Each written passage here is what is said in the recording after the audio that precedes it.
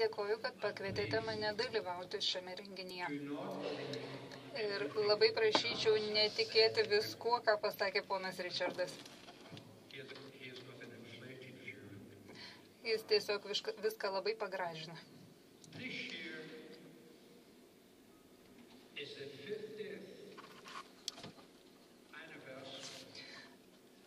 Šiais metais sukanka 50 metų nuo tada, kai aš pirmą kartą ėjau į klasę kaip mokytojas. Per tuos 50 metų, kuriuos labai dažnai lankiausi įvairiose klasėse ir auditorijose, iš tiesų pastebėjau daugybę pokyčių. Dalyvavau daugybėje įvairiausių ginčų ir mačiau, kaip keičiasi sistemos.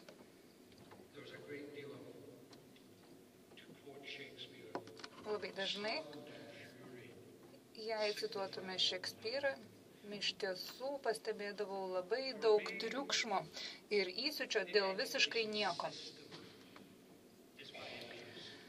Mane labiausiai domina pati švietimo sistema. Labiausiai mane domina atsakymas į klausimą, ar švietimo sistema iš tiesų padeda mums išugdyti gerą pilietį. Taigi, švietimo paskirtis yra suteikti mūsų valstybės piliečiams žinių, gebėjimų, patirties ir vertybių, kurios įgalintų juos aktyviai dalyvauti savo pačių bendruomenės veikloje. Turėkite tai omenyje. Nes būtent šiems dalykams švietimo srityje mes visi turėtume būti pasišventę. Šiandien mes pakalbėsime apie švietimo sistemą. Svarbiausia šiuo atveju atsižvelgti į kontekstą, kuriame veikia švietimo sistema. Antrasis dalykas, į kurį atsižvelgsiu ir atkreipsiu dėmesį, tai yra skirtumas tarp pokyčio ir poslinkio, pokyčio ir reformos. Trečiasis dalykas, tai yra sistemos sanglauda arba dermė.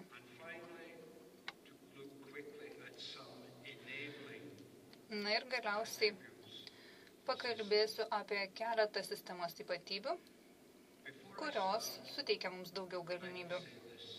Tačiau prieš pradėdamas norėčiau pasakyti dar kai ką.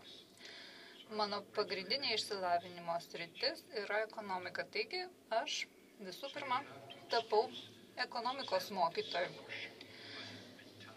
Todėl norėčiau išsiprašyti už kai kuriuos mano mąstysenos nuokrypius, kuriuos nulėmė mano ekonomikos studijos. Tačiau bet kokiu atveju ekonomikos studijos buvo labai naudingos. Ekonomikos studijos padėjo man suvokti, kad švietimas yra investavimo programa arba investicijų į ateitį programa. Ir kaip ir visos investicijų programos,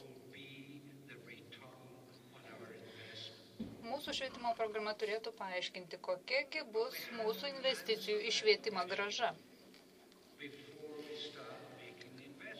Kad galėtume tinkamai apsispręsti, į ką investuoti, visų pirma ir turime išsiaiškinti, kokia bus mūsų investicijų grąža ir kokios investicijų grąžos mes tikimės.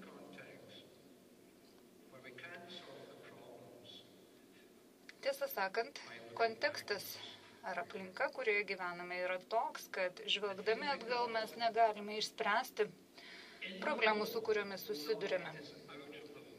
Tiesą sakant, tie dalykai, kurie mus įstūmė į duobę, nepadės mums iš duobės išlipti. Tai reiškia, kad mes turime mąstyti kitaip. Taip mąsto ne tik mokslininkai, bet ir karininkai.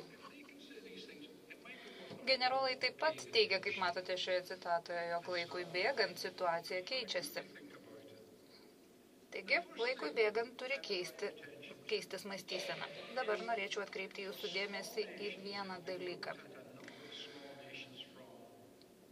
Analizavau daugybę mažų valstybių ir tautų,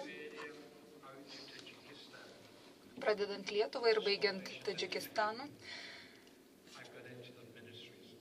Taigi esu lankęsis daugybės mažų valstybių švietimo ministerijose ir per daugybę metų supratau, kad mažos valstybės iš tiesų nebegali planuoti ateities atsižvelgdamos tik į vietos vidinį kontekstą. Savo ateitį mažos valstybės turėtų planuoti atsižvelgdamos į išorinę dinamiką ir išorinės aplinkos santykį su vietos kontekstu. Kaipgi visą tai pasireiškia? Naujausių vertinimų duomenimis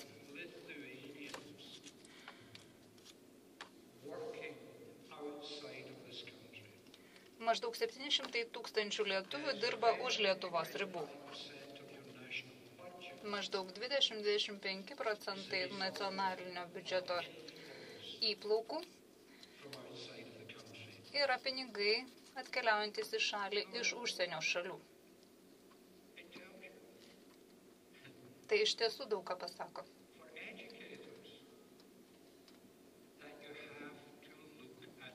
Jūs, švietimo srities darbuotojai, turite atsižvelgti į šį dinamišką kintantį kontekstą.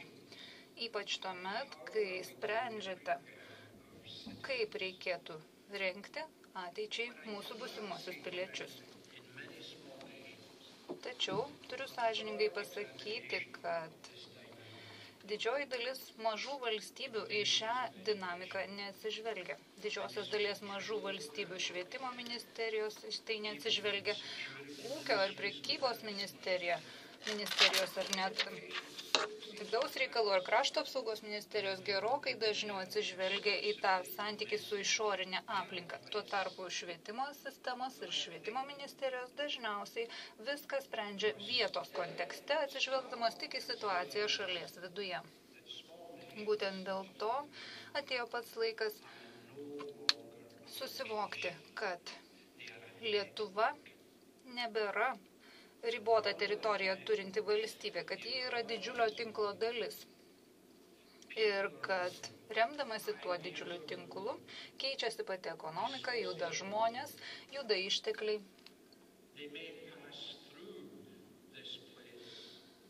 Galbūt tie žmonės, tie ištekliai ir praeina pro Lietuvos teritoriją, tačiau tai yra tik tai viso bendro dinamiško proceso dalis.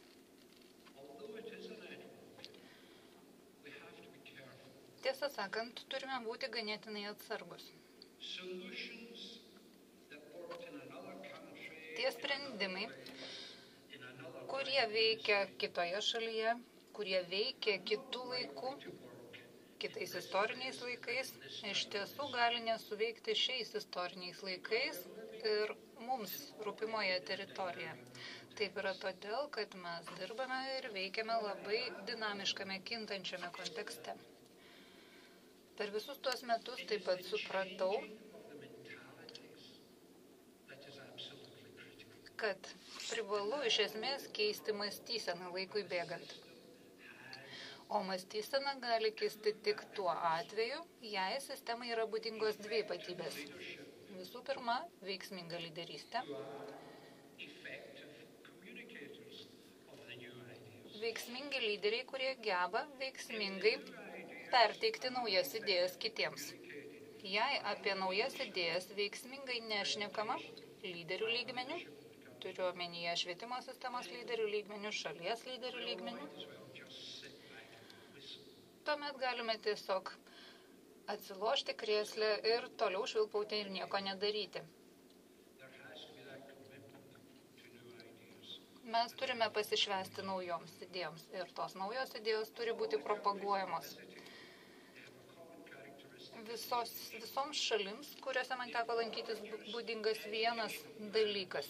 Visos tos šalys rengia švietimo planus. Ir iš tiesų, nežinau nei vienos šalies, kuri būtų parengusi efektyvų komunikacijos planą, informavimo apie rengiamą planą. Nei viena iš tų šalių neparengė informavimo apie naujus dalykus plano. Tai kaipgi žmonėms žinoti, ko iš jų tikimasi? Kokių naujų dalykų iš jų tikimasi? Jie juk nesimoko osmozės būdu.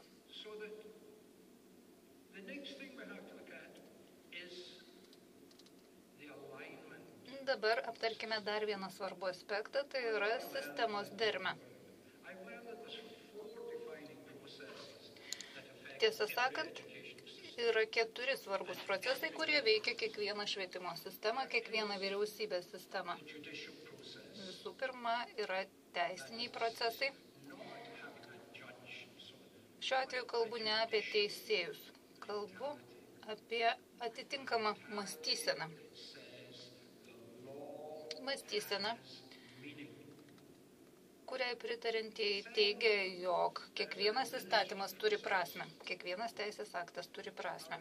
Yra ir dar vienas svarbus procesas, tai yra administravimo procesas. Administraciniai procesai padeda susijęti skirtingas institucijas ir skirtingas biurokratinės įstaigas.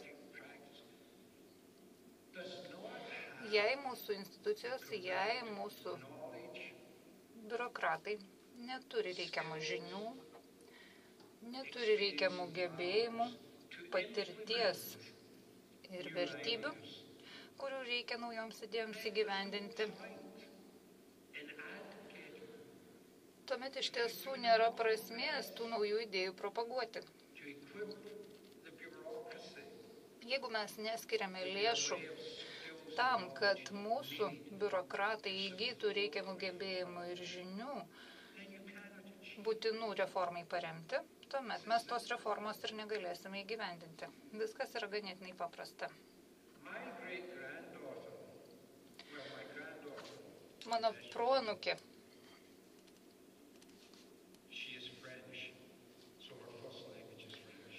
yra prancūzė. Taigi jos gimtoji kalba yra prancūzų kalba. Ir aš labai dažnai jai sakau, tu privalai klausyti savo prosenelio kalbančio angliškai. Tačiau į anglų kalbos nemoka, jis tiesiog žiūri į mane ir spokso ir nežino, ką daryti. Taigi, kaip matote, jei aš kalbu angliškai, jokio bendravimo nevyksta, nes ji neturi reikiamų gebėjimų suprasti anglų kalbą. Kai kalbu apie instituciją, kalbu apie reguliavimo instituciją, kuri visiems mums nurodo, kaip turėtų elgtis kiekvienas biurokratas. Ir šiuo atveju, kai kalbu apie biurokratiją, aš kalbu ne apie atskirus žmonės. Aš kalbu apie visą eilę patirčių, žinių ir gebėjimų, kurie yra būtini vyriausybės politikai įgyvendinti. Taip pat nepamirškime ir pilietinių procesų. Labai dažnai pilietinius procesus nekreipiame pakankamai dėmesio. Labai dažnai dauguma reformų apsiriboja tik tėvų ir bendruomenės kvietimu dalyvauti įgyvendinant reformą. Tačiau tik įgyvendinant, o ne kuriant reformos idėjas. Jų neprašoma prisimti atsakomybės už tai, kas bus keičiama mokyklose. Taigi, kitaip tariant, tiesiog kviečiame visuomenės ir tėvų atstovus atvykti ir padėti mokytojams, tačiau neprašome jų prisidėti prie debatų, kurie padeda mums formuluoti reformos idėjas. Kartais bendruomenės neprisišauksi vien dėl to, kad mes nepakankamai investavome į tai, kad suteiktume bendruomenės nariams pakankamai žinių ir gebėjimų būtinų dalyvauti tokiuose procesuose.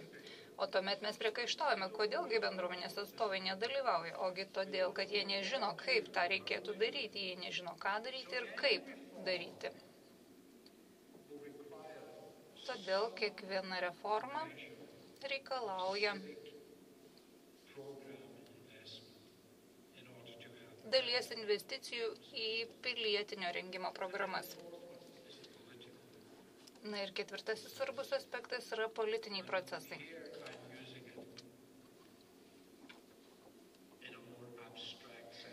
Šiuo atveju aš kalbu labiau abstrakčiai, nes tiesą sakant, man nepriklauso komentuoti politinės praktikos.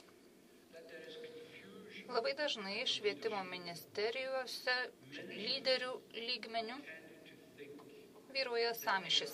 Ministrai mano,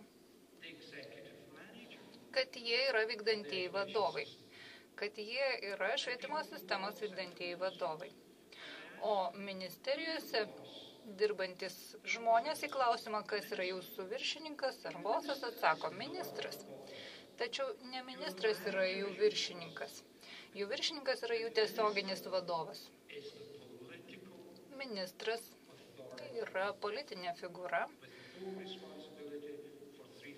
visapusiškai atsakinga už 3 pagrindinės funkcijas. Visų pirma, jis yra atskaitingas parlamentui. Ministras privalo užtikrinti, kad politika būtų verčiama konkrečiomis programomis. Taip pat ministras yra atsakingas už valstybės lėšų panaudojimą.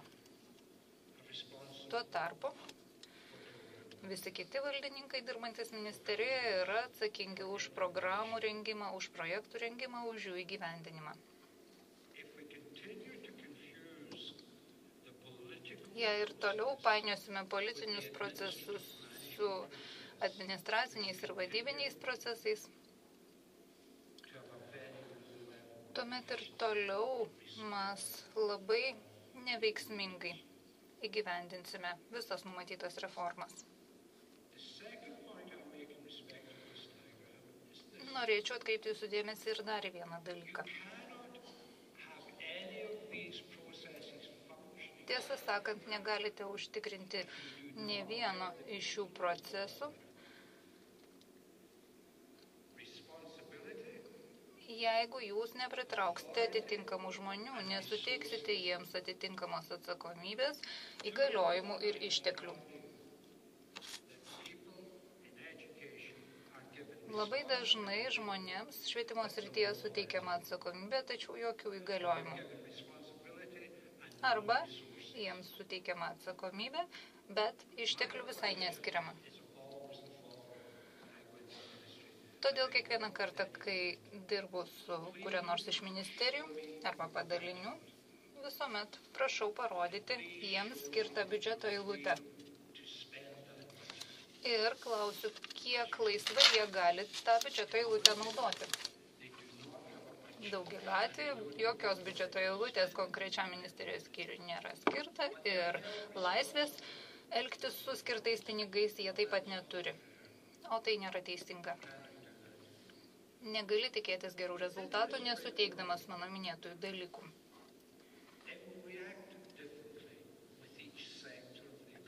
Žinoma, kad kiekvienas tikslinis ekonomikos sektorius į situaciją reaguoja skirtingai.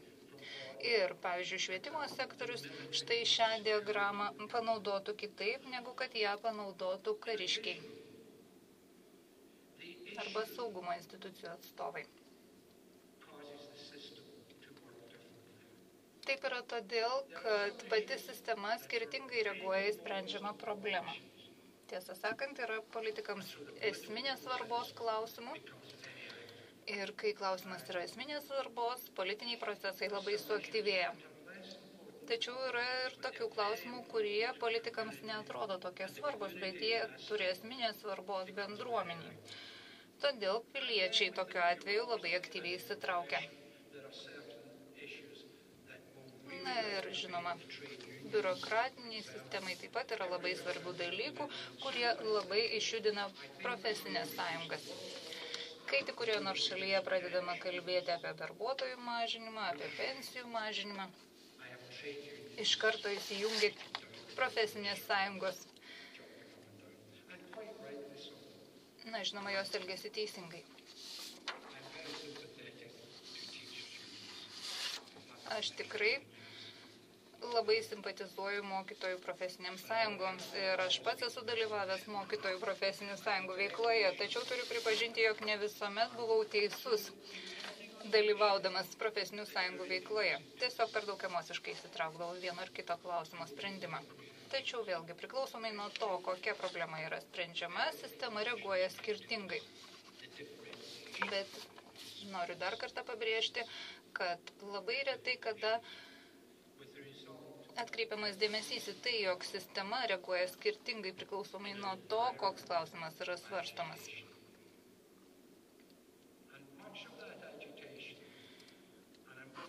Labai dažnai mes esame priversti dirbti su jaudrintoje aplinkoje.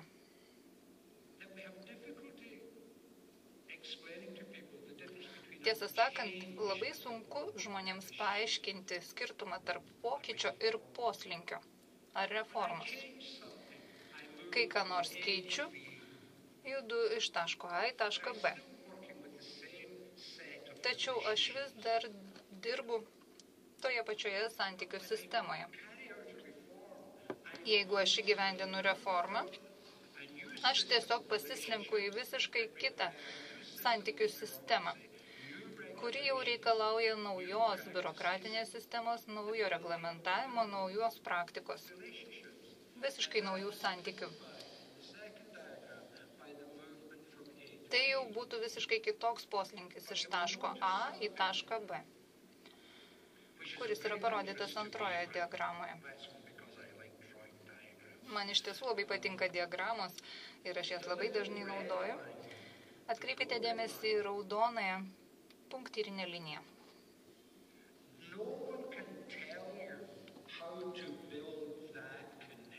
Niekas negali jums pasakyti, kaip užtikrinti tą sąsają tarp taško A ir taško B. Jūs patys turite išmokti, kaip poslinkiui vykstant susijęti tašką A su tašku B, tą punktyrinę liniją. Tam reikia atvirumo, tam reikia atvirų diskusijų, tyrinėjimo, kritikos. Ir visi turi suprasti, kad šiuo atveju, brėžiant tą punktyrinę liniją, mes visi rizikuojame. Tačiau neužtenka vien tik tai nurodymų ir įsakymų. Šiuo atveju yra svarbu parinkti tinkamus procesus. Bandau prisiminti vieną frazę. Visą tai galima pasiekti tik tai dialektikos pagalba. Jeigu mes neužtikrinsime tinkamos dialektikos, negalėsime nubrėžti tos punktyrinės linijos teisingą kreivę. Tuomet įgyvendinsime dalį reformos vienoje srityje, dalį reformos kitoje, tačiau tos dalys nebus tarpusavyje tinkamai susijusios. Šiuo atveju man situacija primena atvejį, kai žmonės tengiasi pereiti per upę, tačiau visi esame skirtingose kranto vietose ir bandome akmenis mesti į upę skirtingose vietose, stengdamiesi pasistatyti savo brastą, kurią mes galėtume pereiti per upę. Tiesą sakant, galima netgi pasakyti, kad Richardas mėto akmenis vieną kryptimį, aš mėto akmenis kitą kryptimį ir joks tiltas, jokia brasta nesiformuoja. Taip yra todėl, kad mes tarpusavyje nesišnekame ir nemetame akmenų vieną kryptimį. Šiuo atveju yra labai svarbus dialogas, yra labai svarbus tarpusavio supratimas. Jeigu mes nesusitarsime, kurie kryptimi turėtume brėžti tą liniją, tuomet jokių gerų rezultatų ir nepasieksime.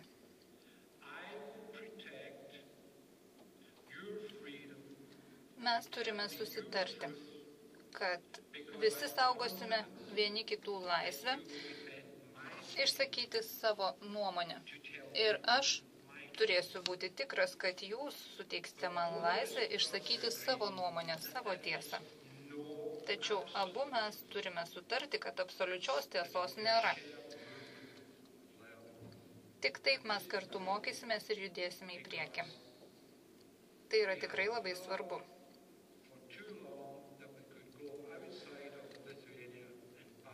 Per daug ilgai mes buvome įsitikinę, kad galime tiesiog išvykti iš Lietuvos, nusipirkti ten tiltą, kuris mums tiktų atsivežti į Lietuvą, pastatyti į per upę, kurią reikia pereiti ir viskas bus sutvarkyta. Taip nebūna.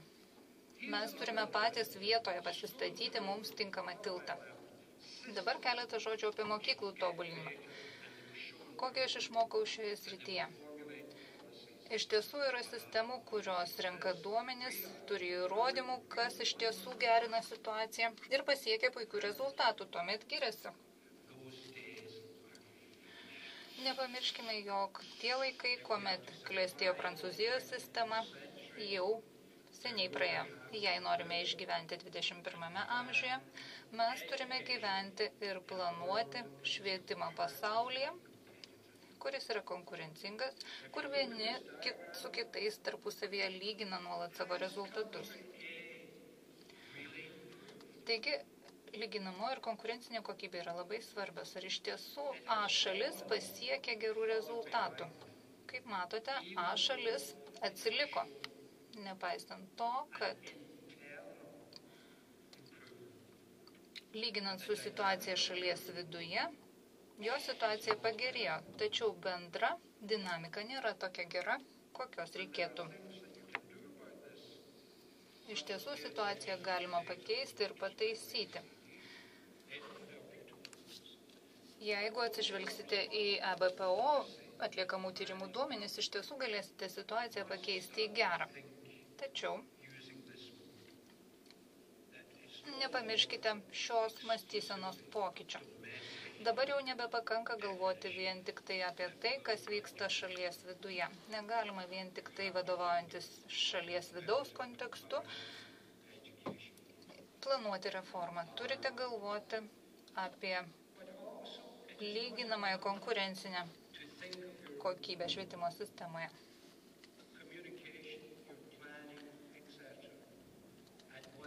Neužtenka galvoti apie planavimo procesus vykstančius tik vienu lygmeniu. Turiu pabrėžti, kad visais sistemos lygmenimis turi būti atitinkama dermė ir sanglauda.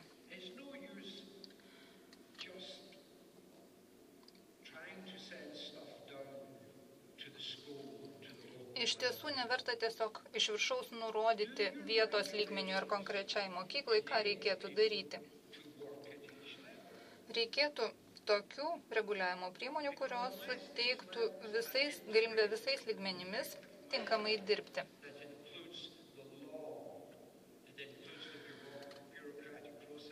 Šiuo atveju yra svarbu įtraukti visų lygmenų atstovus, ir bendruomenės lygmens, ir vietos lygmens, ir aukštesnio lygmens atstovus. Jeigu mes nesistengsime užtikrinti atitinkamų ryšių tarp skirtingų lygmenų, reformos procesas tinkamai nejudės. Labai mažai dėmesio skiriama visų lygmenų dermei užtikrinti.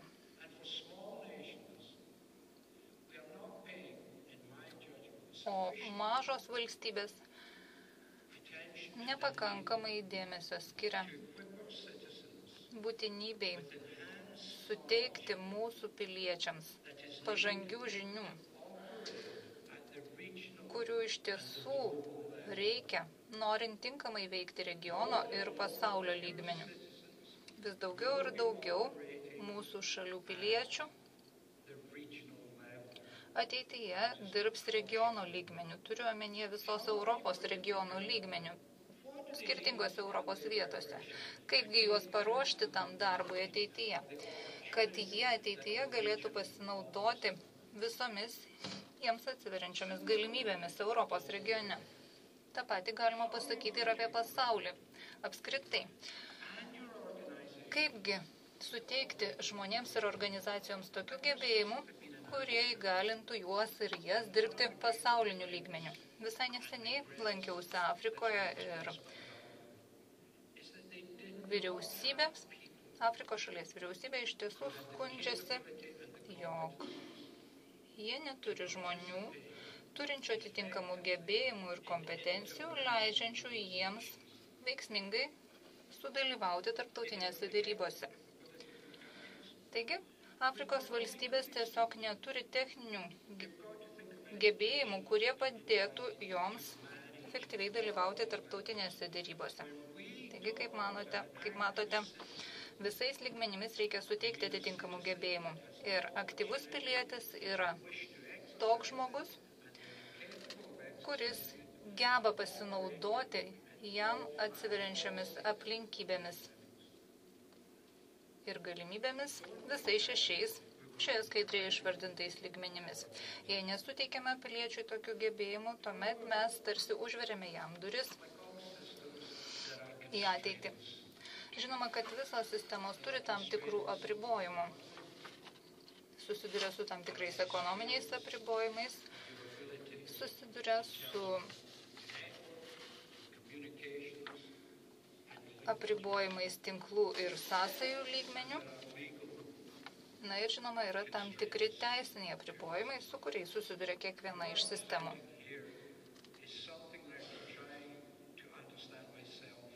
Dabar norėčiau pasakyti tai, ką pats labai detaliai svarsčiau pastaruosius 18 mėnesių.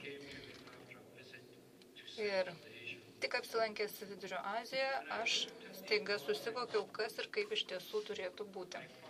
Paanalizavęs ekonominę situaciją, aš supratau, kad sėkmingos valstybės turi daugiau nei vieną ekonomiką.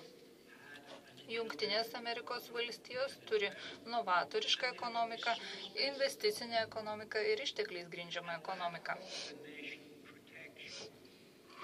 Ir žinoma, kad tai padeda valstybei užsitikrinti reikiamą apsaugą. Jeigu viena ekonomika ar ekonomikos sistema tampa nesaugi, kitos ekonomikos sistemos padeda šaliai išsilaikyti. Taip pat supratau, kad kiekviena ekonomika turi galimybę išsilaikyti pati. Ar kalbame apie Afriką, ar apie Jungtinės Amerikos valstijas, bet kokiu atveju. Kiekvienoje šalyje rasime grupę visuomenės atstovų, kurie išsilaiko patys save. Vėlgi nesvarbu, apie kokią šalį bekalbėtume, Jungtinės Amerikos valstijas ar kokią kitą pasaulio šalį. Yra ir vadinamoji gerovės sistema. Ir nepriklausomai nuo to, kurioje valstybėje ji egzistuoja, ji bet kokiu atveju suteikia žmonėms galimybę pasinaudoti minimaliomis priemonėmis būtinomis išgyventi savarankiškai. Taigi kiekvienoje visuomenėje mes turime tokią ekonomiką, kuri suteikia mums gebėjimą išsilaikyti patiems. Reikėtų pabrėžti, jog švietimo sistema iš tiesų nepadeda mums suteikti vaikams daugiau galimybių, negu kad jie turi šiuo metu. Bet kokiu atveju mūsų atlikti tyrimai rodo, kad bet kuri sistema, bet kuri švietimo sistema, kuri atveria vaikams daugiau galimybių, ne tik galimybę išsilaikyti patiems save, iš tiesų pasiekia gerokai geresnių rezultatų. Rezultatų, kurie duoda naudos ir aukščiausiam visuomenės lygmeniui priklausantiems žmonėms. Kuo mažiau yra žmonių, kurie tesugeba tik save išsilaikyti, užsidirbti tik šiai dienai, tuo geriau laikosi visa visuomenė. Jei mes daugiau dėmesio skirsime tam, kad padėtume visuomeniai išsikapstyti iš to žemiausio lygio, tuo bus geriau. Jungtinėje karalystėje, Didžiojoje Britanijoje maždaug 20% pirmokų gyvena žemiau vyriausybės užsibrėžtos skurdo ribos. Tai reiškia, kad 1 iš 5 šiandieninių pirmokų gyvena žemiau skurdo ribos Jungtinėje karalystėje. Kokia yra situacija Jungtinėse Amerikos valstijose?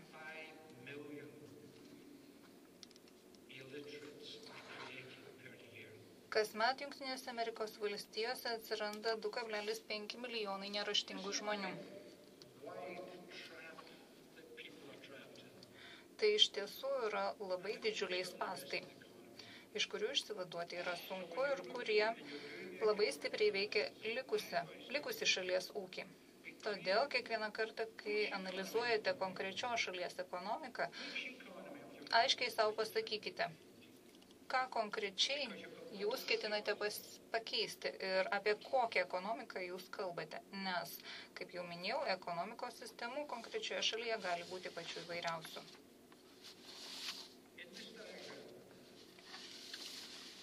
Dabar norėčiau parodyti dar vieną diagramą. Šiuo atveju mes kalbame apie tinklaveiką, apie keitimąsi informaciją, apie tuos tinklus, kurie sieja visus lygmenis, pradedant pasauliniu ir baigiant vietos lygmeniu. Kuo mažiau yra tinklų, kuo silpnesnė tinklaveika, tuo prastesni rezultatai. Ir tai visuomet yra vienareikšmiška. Taip pat išaiškėjo, kad daugelio šalių elitas labai aktyviai užsiima tinklaveiką ir yra susietas labai tvirtais ryšiais tiek pasaulinėme tinkle, tiek nacionalinio lygmens, tiek vietos tinkle.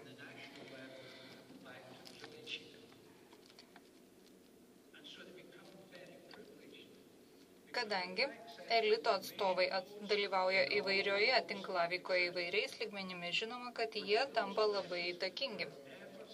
Tačiau visuomet yra tokių sričių, kuomet ar kuriuose yra stengiamasi tiesiog praplėsti tinklus, praplėsti tuos tinklams būdingus ryšius, kad jie apimtų ir tuos lygmenis, kurie yra būdingi klasiai, pavyzdžiui, ar mokyklai.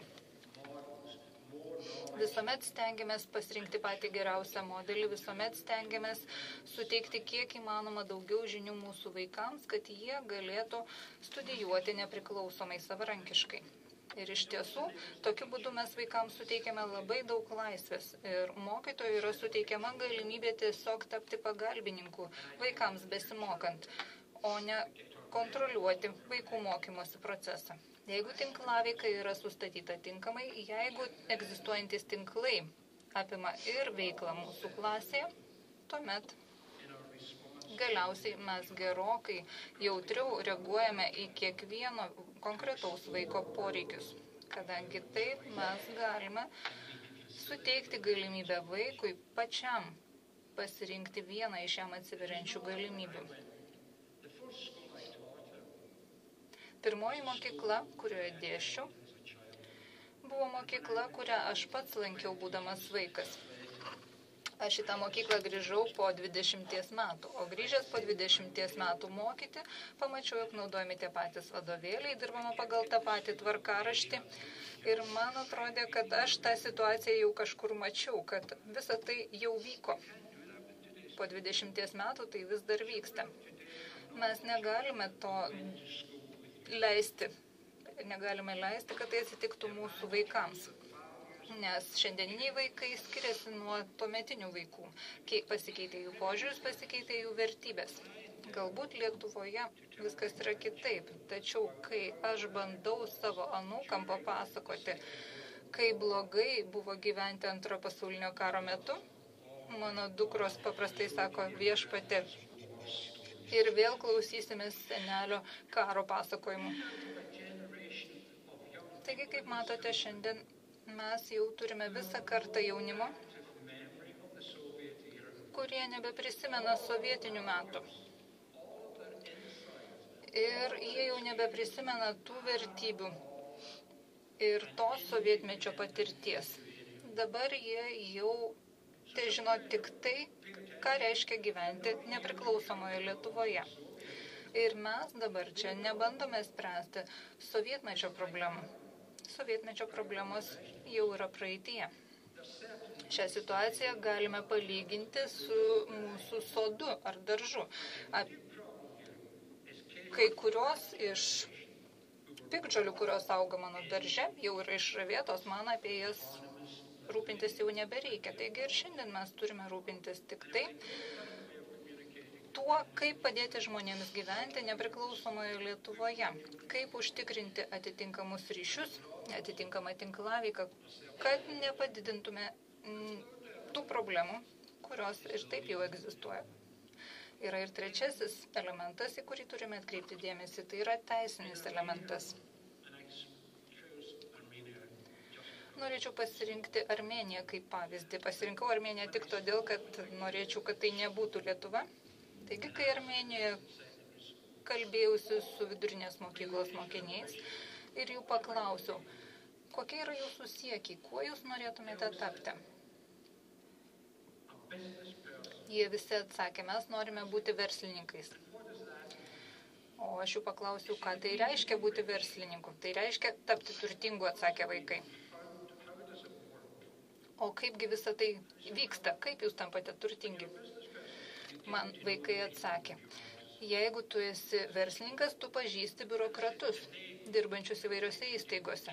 Na ir, tuomet jūs galite su jais susitarti, jie padės jums stumti savo verslą į priekį. O kaipgi su įstatymais?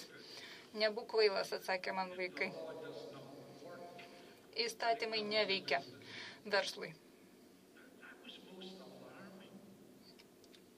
Tiesą sakant, tai man sukėlė iš tiesų nemažai nerimo, juk mes kalbame apie visą kartą vidurinės mokyklos mokinių, kurie yra įsitikinę, kad įstatymai yra beverčiai ir bereikšmiai, kad jie taikomi ne visiems. Po šio eksperimento aš apsilankiau dar 10 skirtingų valstybių, kalbėjausi su 10 skirtingų valstybių ministerijų atstovais ir kalbėdamasis tiesiog paprašydavau konkrečios valstybės konstitucijos kopijos. Paprašydavau ne tik parodyti tą konstituciją, bet taip pat ir parodyti, kuriuose straipsniuose yra rašoma apie vyriausybės pareigą užtikrinti švietimo paslaugas. Apie 80% švietimo ministerijų darbuotojų negalėdavo rasti konstitucijos kopijos ir man ją parodyti. Regionuose niekas neturėjo konstitucijos kopijos. Tačiau visi manęs paklausė, o kam tau ta konstitucija? Kaip konstitucija yra susijusi su tavo vizitu? Na, bet tai, žinoma, viską paaiškina. Dar labiau mane nustebino tai, kad nuėjęs į savivaldybių ar apskričių įstaigas, aš paprašydavau švietimo įstatymo kopijos ir niekas negalėdavo rasti net švietimo įstatymo kopijos ir man jos parodyti. Didžioji dalis vietos valdžios institucijų neturėjo švietimo įstatymo kopijos. Nežinojo, kur jie rasti, kaip jie atrodo. Taigi, kaip matote, mes stengiamės veikti tokiomis sąlygomis, tačiau negalime kalbėti apie sisteminį poveikį, jei mes negalime užtikrinti, kad visi sistemos dalyviai žinotų, kas yra parašyta įstatyme. Jei nežinosime, kas parašyta įstatyme ir netaikysime įstatymo nuostatų, tuomet gyvensime chaoso sąlygomis. Ir dažnai tai reiškia, jog ministrai elgsis neteisėtai. Dažnai ministrai sako, darykite taip, elkitės taip. Tuomet geriausia yra paklausti, kaip kad klausiu aš, o pagal kokį įstatymą jūs nusprendėte veikti taip ir kitaip. Ministrai dažniausiai atsako, laiko įstatymo analizai mes neturime, mums reikia tiesiog pokyčių. Tačiau šiuo atveju turime įsitikinti, kad visi pokyčiai, kuriuos įgyvendiname, bus teisėti, atitiks mūsų įstatymus. Manau, kad į tai turėtume atsižvelgti. Kai diegiame reformas, mes visuomet turime užsiduoti savo klausimą. Ką reikės pakeisti teisinėje bazėje, kad ši reforma, kurią mes ketiname įgyvendinti, suveiktų. Jeigu mes tenksimės pakeisti situaciją nekeisdami teisės aktų, nekeisdami įstatymų, tuomet konservatyvūs biurokratai tiesiog atsakys atleisk, bet 127 reglamento X straipsnio 6 skyriuje yra parašyta, kad to daryti negaliu, o tos taisyklės galioja nuo 47 metų. Taigi, kaip matote, jūsų teisės aktai turi atitikti jūsų reformos nuostatas. Jei tos dermės nebus, tuomet jūs negalėsite aiškiai paskirstyti atsakomybės, negalėsite suteikti įgaliojimų sistemoje dirbantiems žmonėms. Jei visą tai, ką minėjau, sudėtume į vieną visumą, pamatytume štai ką. Jei turite ribotas ekonominės galimybės, jei jūsų tinklaveika yra ribota, jei jūs nesilaikote įstatymo nuostatų, tuomet ir jūsų galimybės yra ribotos. Tai reiškia, kad bus daugybė dalykų, kurių padaryti jūs negalėsite. Labai dažnai įvairių šalių, kurios susiduria su tokio pobūdžio apribojimais, ministrai sako, iš tiesų turime diegti novatorišką ekonomiką. Tačiau, jei turite tokių apribojimų, apie kuriuos aš ką tik kalbėjau, novatoriškos ekonomikos užsitikrinti jums nepavyks. Kadangi tie novatoriški, naujoviški principai nesuveiks. Todėl atkreipkime dėmesį į tai, jog mes dirbame ir veikiame dinamiškoje aplinkoje. Ir kad visais lygmenimis yra reikalinga dermė. Visi šie veiksniai gali būti veiksmingi tik tai tiek, kiek jūs gebate įsisavinti naujas idėjas, kiek jūs gebate tas naujas idėjas pritaikyti.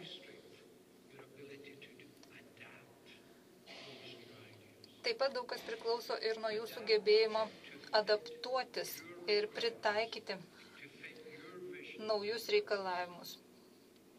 Pakeisti atitinkamai savo viziją, pakeisti atitinkamai savo reikalavimus. Jeigu jūsų biurokratinė sistema bus per silpna, naujų idėjų įgyvendinti nepavyks. Todėl turėčiau pasakyti, kad 21 amžiuje yra labai svarbu gerinti kiekvienos tautos gebėjimą adaptuotis ir gebėjimą įsisavinti naujas idėjas ir naujoves. Priešingų atveju nieko pakeisti nepavyks. Todėl norėčiau pabrėžti, jog mes savo naujojoje sistemoje ir strategijoje turėtume numatyti priemonės, kurios padės mums gerinti tautos gebėjimą, įsisavinti naujas idėjas ir jas pritaikyti naujame kontekste. Aš manau, kad 21 amžiaus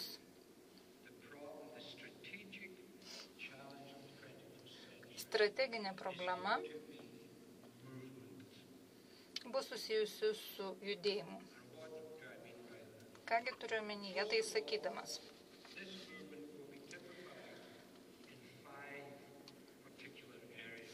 Turiu omenyje, jog judėjimas vyks 5 skirtingose srityse. Visų pirma, turime kalbėti apie informacijos judėjimą. Ir informacija judės vis sparčiau ir plačiau, ir žmonės turės su tuo susitaikyti.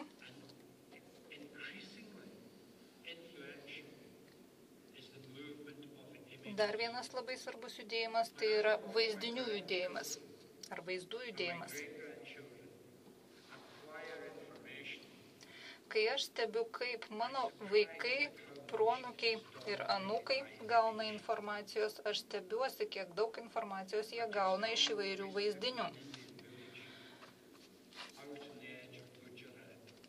Visai neseniai grįžau iš Gudžarato pakraštyje esančio kaimelio ir parsivežiau nemažai įvairiausių vaizdų.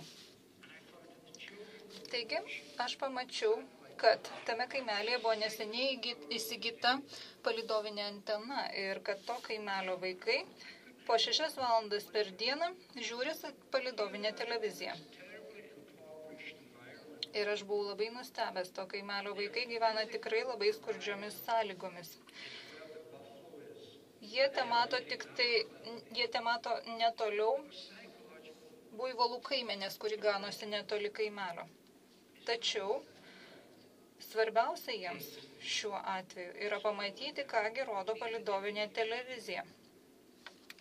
Taigi tie vaizdai pasiekia žmonės iš pačių įvairiausių pasaulio kampelių. Ir ta informacija taip pat mus gali nukelti labai toli. Trečiasis aspektas yra žmonių judėjimas. Labai dažnai ateityje susidursime su atvejais, kuomet visuomenės nariai yra labai judus. Tai yra, jie labai dažnai keičia savo darbo ar gyvenimo vietą. Ir manau, kad švietėjams taip pat iškils labai svarbi užduotis. Tai yra užtikrinti tokią nacionalinę kultūrą,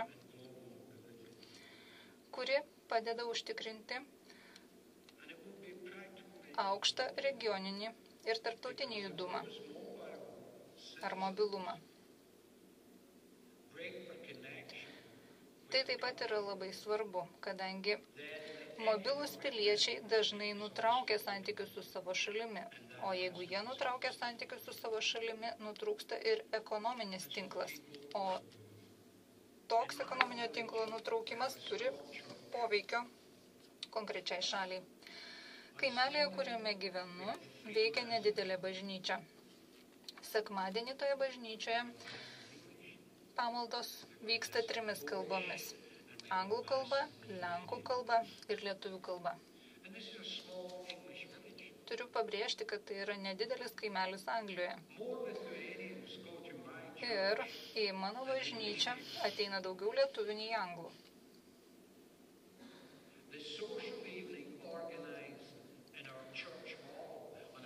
Mūsų bažnyčioje šeštadienio vakarais vyksta įvairiausi vakarėliai, o tos vakarėlius rengia lenkai.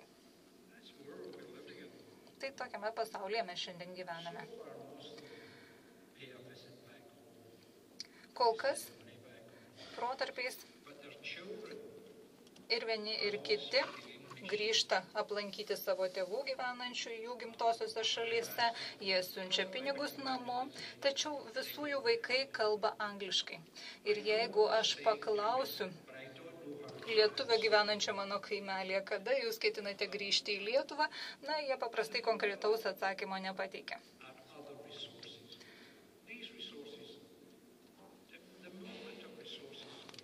Taip pat labai svarbus taps ir išteklių judėjimas. Ištekliai judės vis sparčiau ir sparčiau. Ir šiuo atveju kalbu ir apie gamtinius išteklius, ir apie įvairiausius kitus išteklius.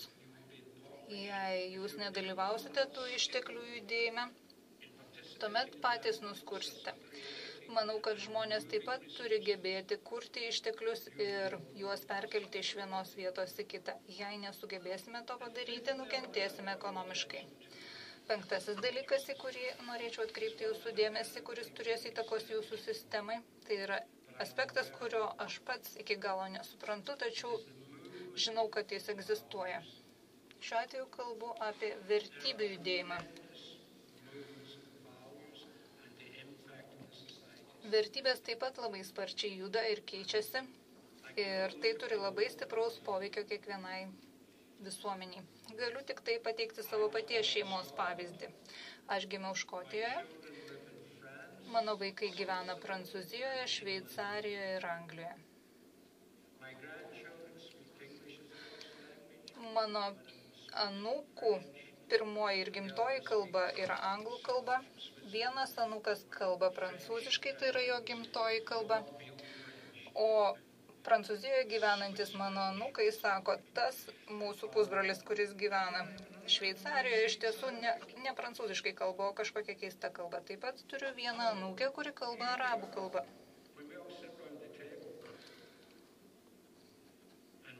Taigi, kai visa šeima susirenka prie vieno stalo, susiduria daugybė skirtingų vertybių, skirtingų kalbos suvokimų. Pavyzdžiui, Velykų sekmadienį mes sėdėjome visi prie vieno stalo ir kalbėjomės. Ir pastebėjau, kad pereiname nuo vienos kalbos prie kitos, visai nepastebimai, be jokios įprastesnės ribos. Ką tik kalbėjome angliškai, visai netrukus jau kalbame prancūziškai ir taip toliau. Tiesą sakant, galėčiau pasakyti štai, ko aš sugebėjau pasiekti. Mano vaikai puikiai išmano užsienio kalbas, bet negaliu to pasakyti, nes tai atsitiko atsitiktinai. Bet kokiu atveju noriu pabrėžti, jog vertybės keičiasi ir keisis. Ir mums teks gyventi, kasdien susiduriant su įvairove. Todėl turime išmokyti mūsų vaikus būti tolerantiškais. Mes labai dažnai girdime, kad vaikai smurtauja, kad vaikai kenkia patys savo ir vieni kitiems. O kogi mes mokome savo vaikus, kokių vertybių mes mokome savo vaikus. Todėl mums reikia tokios švietimo strategijos, kuri 21 amžiuje daugiau dėmesio skirtų vertybėms. Vertybės turi būti pamatas. Tik vertybių pagalba mes galėsime taikiai gyventi įvairovę pasižyminčioje aplinkoje. Taigi jau paminėjau visus tuos 5 svarbius aspektus, kurie turės įtakos jums ateityje, jūsų sistemai ateityje, ar jums tai patinka ar ne. Taigi pokyčių tsunamis jau atkeliauja. Ir aš norėčiau patarti jums arba pasistatyti didžiulį laivą, arba susirasti aukštą kalną.